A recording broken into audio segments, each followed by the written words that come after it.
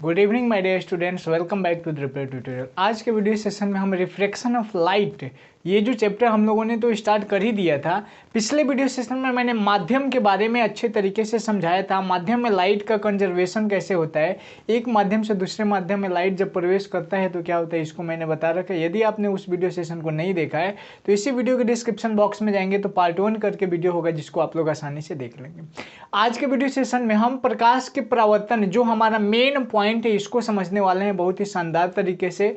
और प्रकाश के परावर्तन के कॉज क्या है, कौन से ऐसे कारण हैं जिनके द्वारा प्रकाश का परावर्तन होता है, इसको देखने वाले हैं हम लोग। टॉपिक स्टार्ट करने से पहले यदि आपने चैनल को सब्सक्राइब नहीं किया है तो चैनल को सब्सक्राइब कर दे, बेल आइकन को हिट कर दे, ताकि हमेशा आपको वीडियो का नोटिफिकेशन मिलते रहे। ठीक, तो स्टार्ट करते हैं। टॉपिक हेडिंग डल गया होगा यहाँ पे, प्रकाश का अपवर्तन, जिसको रिफ्रैक्शन ऑफ लाइट कहा जाता है। देखो, रिफ्रैक्शन ऑफ लाइट डिफरेंट है। क्वेश्चन उठता है दिमाग में कि सर जी, जब रिफ्लेक्शन ऑफ लाइट से प्रकाश का परावर्तन था तो प्रकाश के अपवर्तन की जरूरत क्यों पड़ी, और जब प्रकाश का अपवर्तन और प्रकाश का परावर्तन दोनों एक दूसरे से भिन्न कैसे और एक है, या इसको देखने वाले हैं हम लोग। तो देखो, प्रकाश का परावर्तन जब भी होता है ना तो किसी एक मीडियम में होता है। जैसे हम लोग देख रहे थे कि यदि लाइट आएगा, किसी समतल दर्पण पर लाइट पड़ेगा तो वह क्या करेगा, इसको रिफ्लेक्ट करेगा। तो यहाँ पे एक ही माध्यम हम लोगों ने नॉर्मली माध्यम एयर को लेकर के देखा था, मतलब हवा में हमने देखा था। लेकिन कंडीशन उठता है कि जब दो या दो से अधिक माध्यम हमारे पास आ जाए। जैसे सिंपल सा एग्जांपल लेता हूं मैं, यहां पे एक कांच का ग्लास है, ये कांच का ग्लास है, कांच के ग्लास में पानी भरा है और हमें लाइट को इंसिडेंट कराना है, हमें लाइट को इंसिडेंस कराना है इस पानी में। तो पानी में लाइट आएगा कहां से, तो हवा से। तो यहां पे एक माध्यम तो हमारा एयर बन गया और दूसरा माध्यम क्या बन गया, हमारा वाटर बन गया। तो देखो, दो माध्यम हो गया। तो जब भी कम से कम प्रकाश के अपवर्तन के लिए दो माध्यमों का होना जरूरी है, और वह माध्यम एक सघन होगा तो दूसरा विरल होगा, यह उस पे प्रकाश की वेग पे डिपेंड करता है। यदि प्रकाश का वेग अत्यधिक है तो वो विरल माध्यम है, रेरर मीडियम है, और यदि प्रकाश का वेग कम है तो वह डेंसर मीडियम है। इसको मैंने बहुत अच्छे तरीके से आपको समझा दिया था। ठीक है छोटू, तो आज हमारा टॉपिक ये नहीं है, हम डिस्कस करने वाले हैं प्रकाश का अपवर्तन। प्रकाश का अपवर्तन क्या होता है, मैंने बताया था कि जब प्रकाश सघन विरल माध्यम से सघन माध्यम में जाता है तो अभिलंब की ओर मुड़ता है, और जब प्रकाश विरल सघन माध्यम से विरल माध्यम में जाता है तो अभिलंब से दूर भागता है। दोनों ही कंडीशन में अपने मार्ग से डेविएट हो रहा है, मुड़ रहा है। तो ये जो मुड़ने की प्रक्रिया है, मुड़ने की जो फिनोमिना है, ये जो घटना है, यही घटना क्या कहलाती है, प्रकाश का अपवर्तन कहलाती है। जितना आसान समझे उतना ही आसान इसको लिखना भी है। दो डिफिनेशन मैं बताऊंगा, लिखेंगे यहाँ पे हम लोग। जब प्रकाश एक माध्यम से दूसरे माध्यम में प्रवेश करती है, एक माध्यम से, जब प्रकाश एक माध्यम से दूसरे माध्यम में प्रवेश करती है,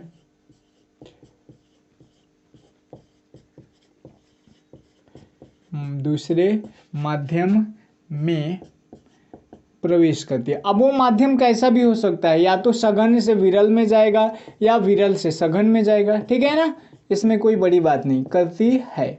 तो क्या होगा, अपने मार्ग से डेविएट होता है, और ये जो डेविएशन होता है उसी डेविएशन को प्रकाश का अपवर्तन कहा जाता है। ठीक है, प्रवेश करती है तो इसके मार्ग में हुए परिवर्तन को ही, इसके मार्ग में हुए दिशा परिवर्तन को, दिशा ही चेंज हो जाता है ना, हुए दिशा परिवर्तन को, दिशा परिवर्तन को, दिशा परिवर्तन को प्रकाश का अपवर्तन कहा जाता है। प्रकाश का अपवर्तन कहा जाता है। देखिए कितना आसान है, ये भी बोल सकते हो या यदि आप चाहो तो इसका दूसरा डिफिनेशन भी बोल सकते हो। दूसरा डिफिनेशन भी मैं बताता हूँ। अब ये दूसरे डिफिनेशन में आप क्या करोगे कि ये जो डेविएशन हो रहा है कैसे होता है, या तो अभिलंब की ओर या अभिलंब से दूर, इसी को जब मिला दोगे तो दूसरा डेफिनेशन बन जाएगा। चलिए दूसरे डिफिनेशन की बात करें तो या लिख करके हम लिखते हैं, क्या हो जाएगा, जब प्रकाश एक माध्यम से विरल दूसरे माध्यम में प्रवेश करता है तो या तो अभिलंब की ओर मुड़ता है या अभिलंब से दूर भागता है, और प्रकाश के द्वारा होने वाली यही फिनोमिना, यही घटना क्या कहलाता है, प्रकाश का अपवर्तन कहलाता है। इसी को हम लिखते हैं। ठीक, चलिए दूसरा डिफिनेशन यहाँ पे क्या हो जाएगा, जब प्रकाश एक माध्यम से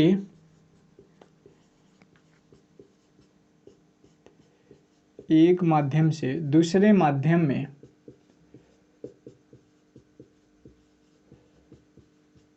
जब प्रकाश एक माध्यम से दूसरे माध्यम में प्रवेश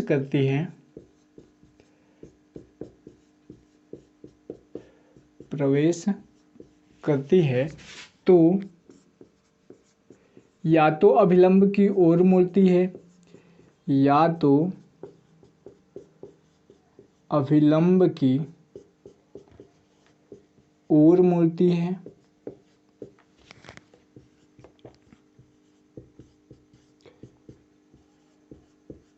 या अभिलंब से दूर भागती है,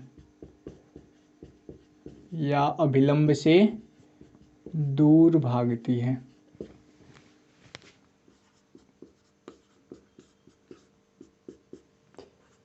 दूर भागती है, कॉमा दे के लिखेंगे, प्रकाश के द्वारा होने वाली यही घटना, प्रकाश के द्वारा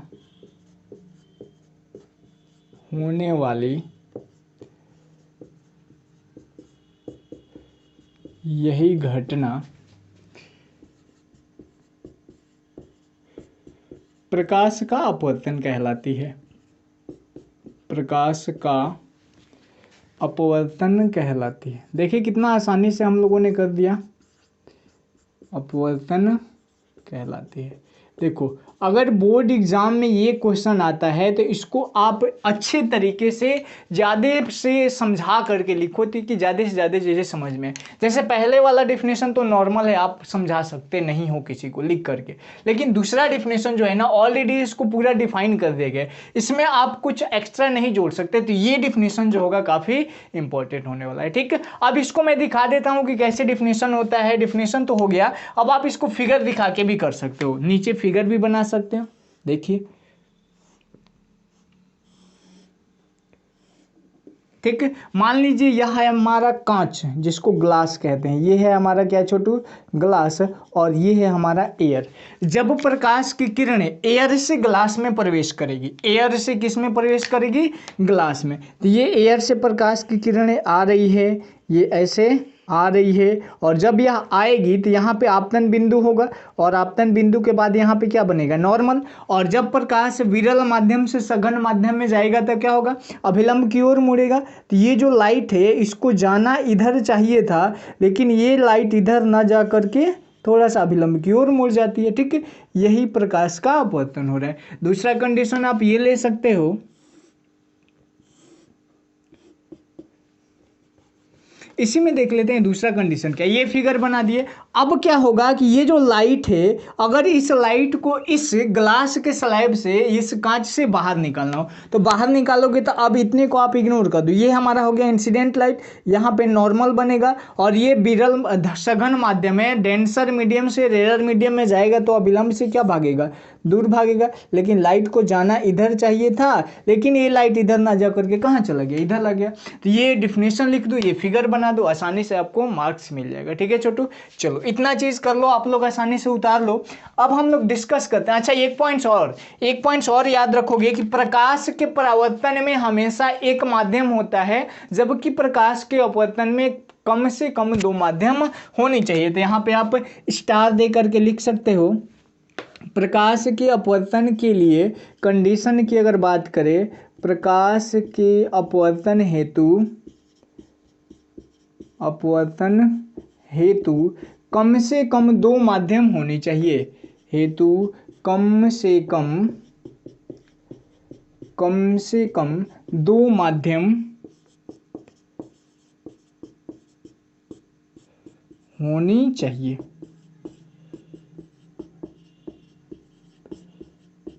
ठीक, तो आपको समझ में है प्रकाश का परावर्तन प्रकाश के अपवर्तन से भिन्न कैसे है। तो प्रकाश के परावर्तन में रिफ्लेक्शन ऑफ लाइट में केवल एक माध्यम होता था, जबकि रिफ्लेक्शन ऑफ लाइट में प्रकाश के अपवर्तन में कितने माध्यम होने चाहिए, कम से कम 2 माध्यम होने चाहिए। ठीक, अब यहाँ पे एक चीज दिमाग में क्वेश्चन उठा होगा, सर जी यहाँ पे कैसे डिसाइड किए कि एयर जो है रेयर मीडियम है जबकि ग्लास डेंसर मीडियम, तो ये उसके अपवर्तनांक पे निर्भर करता है। नेक्स्ट टॉपिक में अगले वीडियो सेशन में हम लोग अपवर्तनांक को करेंगे, तो मैं वहां पे बताऊंगा आपको कौन सा सरल विरल माध्यम है और कौन सा सघन माध्यम है। ठीक है, तो इसको आप लोग अच्छा से नोट कर लो। दूसरा चीज दिमाग में क्वेश्चन उठ रहा होगा कि सर जी ये जो घटना हमें दिख रहा है, जैसे परावर्तन की घटना तो आपने मिरर पे करके हमको समझा दिया था अच्छे तरीके से, ठीक है, लेकिन ये जो घटना है इसका उपयोग मतलब ये घटना किस उपकरण में घटती है, तो इस उपकरण में मतलब इस घटना पे कार्य करने वाले कुछ बहुत इंपॉर्टेंट उपकरण है जिसको हम लोग देख लेते हैं, जिसका नाम मैं लिखता हूं, लिखेंगे इस घटना पर मतलब प्रकाश के परावर्तन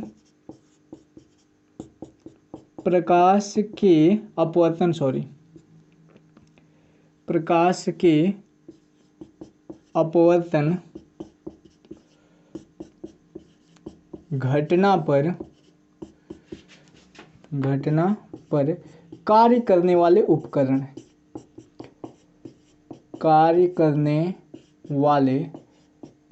उपकरण मतलब वो कौन कौन से मशीन हैं उपकरण हैं जो इस घटना को प्रदर्शित करते हैं और कैसे करते हैं। ठीक है, अब देखिए पहले उपकरण की अगर बात करें तो वो सबसे फेमस आता है हमारा कैमरा, ठीक है, जिसको हम लोग क्या कहते हैं CAMERA। अब यहाँ पे कैमरा कैसे हो जाएगा, तो कैमरे में क्या लगा होता है, लेंस लगा होता है, और लेंस लाइट आता कहाँ से है, तो एयर से आता है। तो जब लाइट एयर से लेंस में जाएगा तो यहाँ पे 2 मीडियम हो गया, लेंस किसका बनेगा, कांच का, तो यहाँ पे कांच और यहाँ पे एयर का कॉम्बिनेशन हो गया, 2 माध्यम हो गया, तो प्रकाश का अपवर्तन होगा। उसी प्रकार अगर बात करें तो सूक्ष्मदर्शी जिसको आप कहते हो माइक्रोस्कोप, दूसरे की अगर बात करें तो वो होता है दूरदर्शी जिसको कहा जाता है टेलीस्कोप, या इसी को दूरबीन भी कहा जाता है, टेलीस्कोप।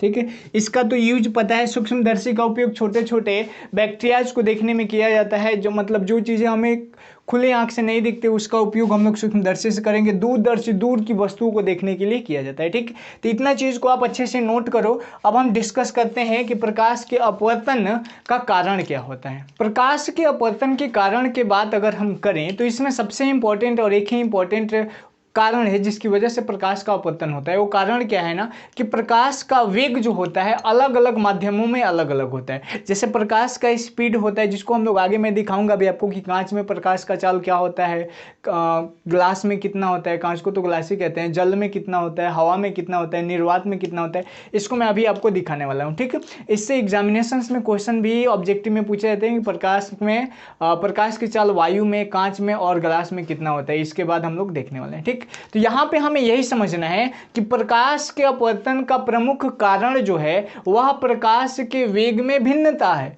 हमें ये पता होनी चाहिए कि प्रकाश का वेग जो होता है अलग अलग माध्यमों में अलग अलग होता है। तो हेडिंग डाल दो आप लोग, प्रकाश का अपवर्तन के कारण, और कारण में एक इंपॉर्टेंट नोट लिखोगे आप कि प्रकाश का अपवर्तन, प्रकाश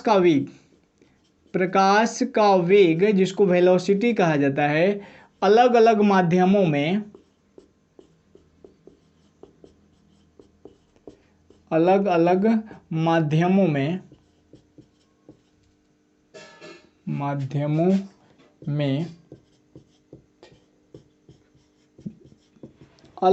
होता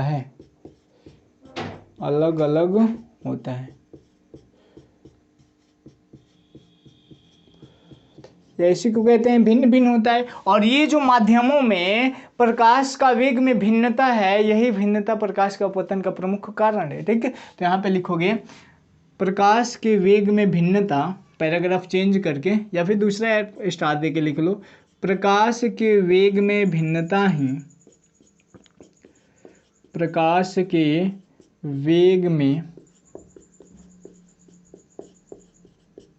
भिन्नता ही प्रकाश के अपवर्तन का प्रमुख कारण है। प्रकाश के अपवर्तन का प्रमुख कारण है। समझ में आ रहा होगा आपको। अब हम देखने वाले हैं कि अलग अलग माध्यमों में प्रकाश का वेग होता क्या है, इससे क्वेश्चंस कैसे पूछे जाते हैं। इसको पहले पॉइंट्स की अगर बात करें तो पहला पॉइंट्स हमारा होता है, इसको आप नोट में लिखो और ये बड़ा इंपॉर्टेंट है, एग्जाम में पूछा जाता है, ऑब्जेक्टिव एग्जाम में, कॉम्पिटेटिव एग्जामिनेशंस में, सब में पूछा जाता है। ठीक है, पहला चीज पूछा जाता है। अच्छा एक चीज समझ लो, चलो लिखते हैं। वायु जिसको एयर कहा जाता है या निर्वात, ये दोनों ही कंडीशन में प्रकाश का वेग